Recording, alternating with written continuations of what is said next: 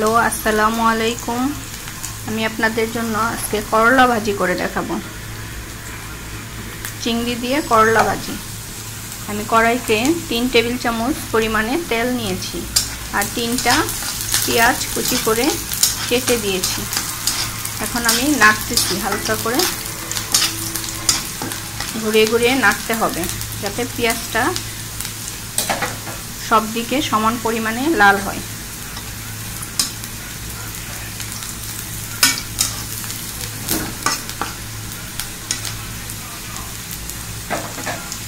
দেখেন brown colour চলে আসছে।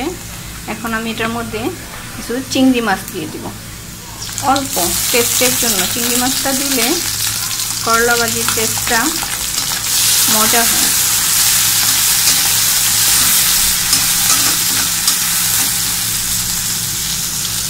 এখন আমি এটার মধ্যে 1 চামচ হলুদ দিয়ে দিব, 1 চামচ না সরি 1/2 চা চামচ হলুদ দিয়ে দিব।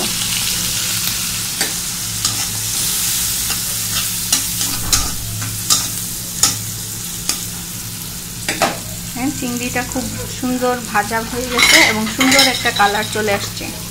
এখন আমি লবণ দিয়ে দিচ্ছি। আমি আর পরবর্তীতে আর লবণ দিব না।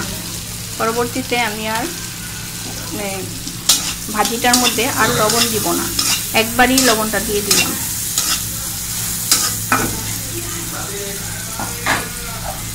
এখন আমি যে 250 গ্রাম করলা কুচি করে কেটে নিচ্ছি, এগুলো আমি ঢেলে দিব।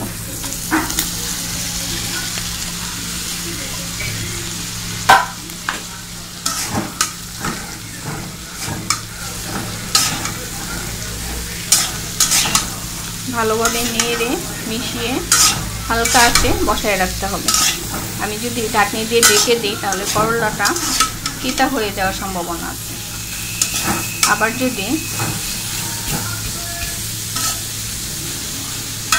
পানি দিই তাহলেও তিতা হয়ে যাবে।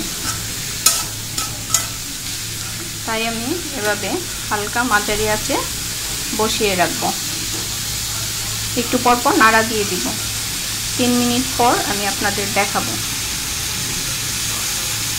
করলা ভাজিটা পারফেক্ট হবে। আরও কিছুক্ষণ এটা হতে হবে, এখনো কমপ্লিট হয়নি। দেখেন একটু কাঁচা রয়ে গেছে। আবার একটু চুলাটা কমিয়ে রেখে দিব।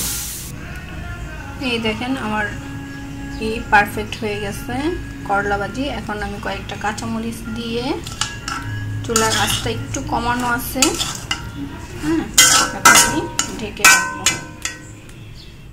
কাঁচামরিচ দিয়ে ঢেকে রাখবো। এই 2 মিনিট চুলাটা বন্ধ করে কাঁচামরিচ দিয়ে এই 1-2 মিনিটের জন্য ঢেকে রাখলাম।